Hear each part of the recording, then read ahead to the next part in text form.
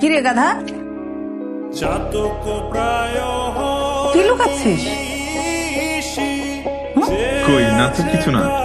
আরে কিছু না মানে আমি তো দেখতে পাচ্ছি। দেখি না মা, কিছু না। আরে কি আশ্চর্য, দেখি না।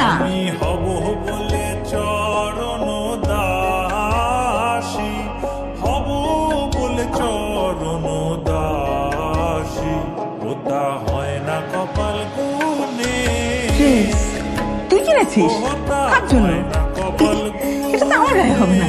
কার জন্য কিনেছিস? লাবণী, লাবণী দোস্ত, ওই কালকে আমরা একটা জায়গায় ঘুরতে যাবো, বুঝছিস? তুই রেডি হয়ে থাকিস, ড্রেসটা পরে অবশ্যই। হ্যাঁ ঠিক আছে।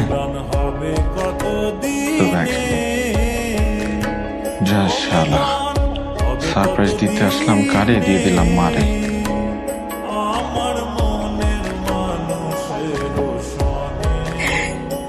এটা আমার জন্য না, তোমার জন্য কিনেছি। কাল পরে যাও। হ্যাঁ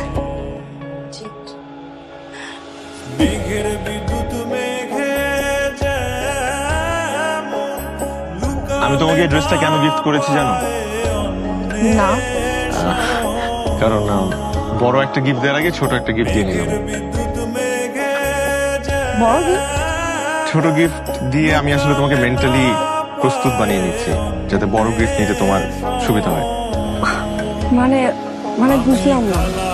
মানে মানে বড় গিফটটা এত বড় যে তুমি শুনলে তুমি মাথা ঘুরে পড়ে যেতে পারো। মানে আচ্ছা তুমি চোখ বন্ধ করো, চোখ বন্ধ করো, চোখ বন্ধ করলেই হবে। ওকে। হ্যাঁ চোখ খুলো, কি এটা? খুলে দেখো।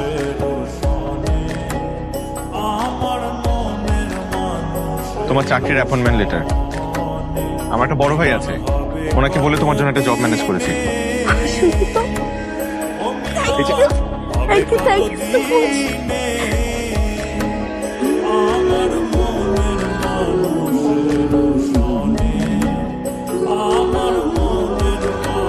না না আন্টি, মিষ্টি খান।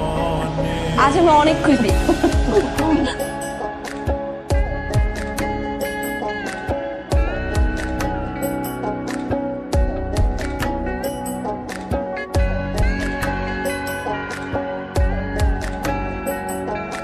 তাহলে তো তোমার আর ফরিদপুর যাওয়া হচ্ছে না, তাই না?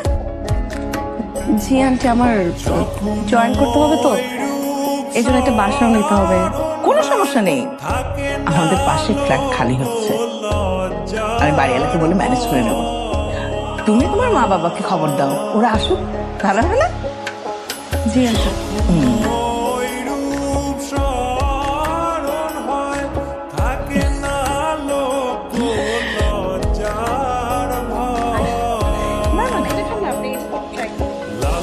আসসালামু আলাইকুম ভাইয়া।